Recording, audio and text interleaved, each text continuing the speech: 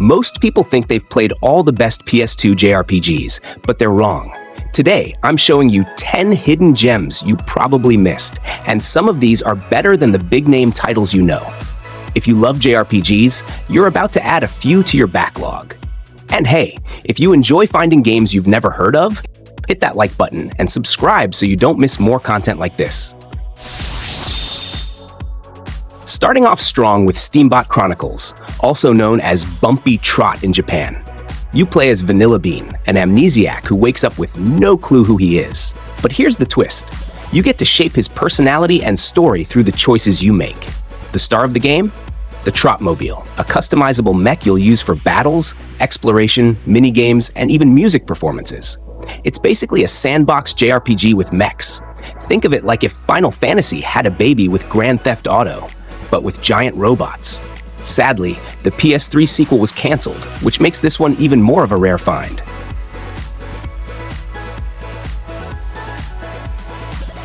At number 9, Growlanser, a tactical JRPG that somehow flew under the radar.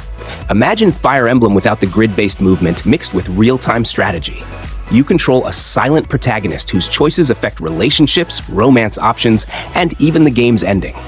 It's got branching storylines, deep combat mechanics, and artwork by Satoshi Urushihara that still holds up. The series didn't get much love outside Japan, and most sequels never made it west. If you're into tactical RPGs with meaningful choices, this one's worth tracking down. At 8 is Tonelico, a JRPG with one of the weirdest but coolest mechanics. You can literally enter the minds of your party members. This diving system lets you explore the subconscious of characters called Ray Vatales, unlocking abilities based on their emotional growth.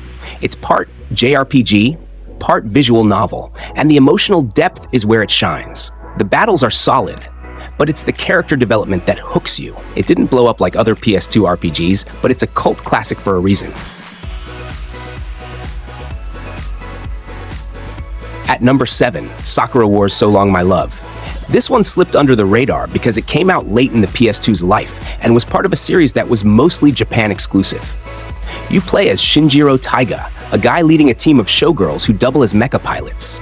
Yeah, it's as wild as it sounds. It's half tactical RPG, half dating sim, where your choices affect both your relationships and combat performance.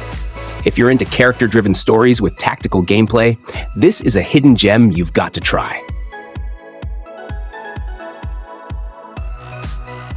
Number 6 is Mana Khemia, a spin-off from the Atelier series. Instead of alchemists in fantasy towns, you're at an academy, kind of like a JRPG version of Hogwarts. You attend classes, craft items, and go on quests with your classmates. The combat system is fast-paced and strategic, with a tag team mechanic that keeps things fresh. It's got a ton of charm, quirky characters, and deep crafting mechanics. If you like games with school settings, this one's a hidden gem that's easy to overlook.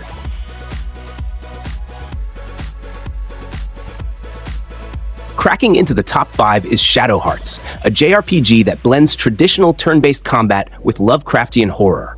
The story is dark, weird, and filled with creepy vibes set during an alternate history of World War I. The Judgment Ring battle system keeps you engaged, making every attack feel like a mini-game. It didn't get the same attention as Final Fantasy or Dragon Quest, but it's easily one of the most unique JRPGs on the PS2.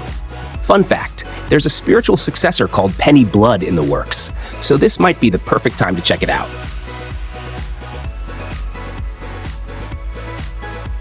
At number 4, we've got Atelier Iris. While the Atelier series is pretty big now, these PS2 entries didn't get the same love. Unlike newer games, there's no time limit, so you can take your time exploring, gathering materials, and crafting items. The combat is turn-based, with a focus on chaining attacks, and the item synthesis system is addictive. If you like RPGs that let you experiment with crafting without the pressure of a ticking clock, Atelier Iris is a must-play.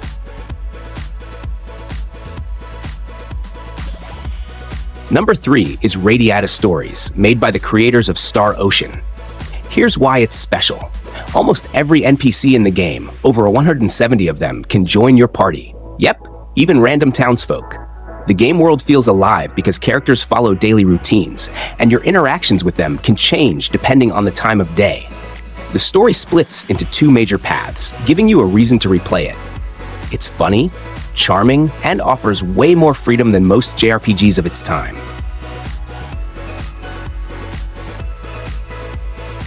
Coming in hot at number 2 is Stella Deus, The Gate of Eternity, a tactical RPG with stunning artwork from the same guy behind Persona 3 and 4. You control Sparrow, a guy trying to stop a mysterious apocalypse while recruiting allies along the way.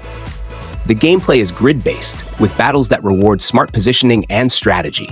It didn't get much attention when it launched, but fans of tactical RPGs like Final Fantasy Tactics will find a lot to love here.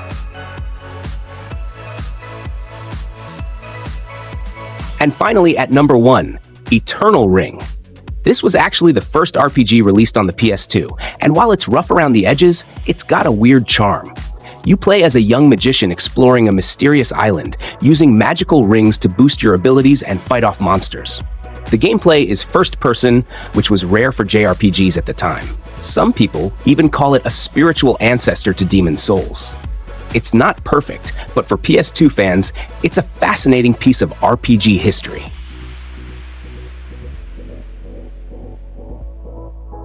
Those were 10 Hidden Gem PS2 JRPGs you probably missed. Some of these might have slipped under the radar, but they're absolutely worth your time. If you've played any of them, or if one caught your eye, let me know in the comments. Don't forget to hit that like button and subscribe so you don't miss more gaming content like this. Thanks for watching, and I'll catch you in the next one.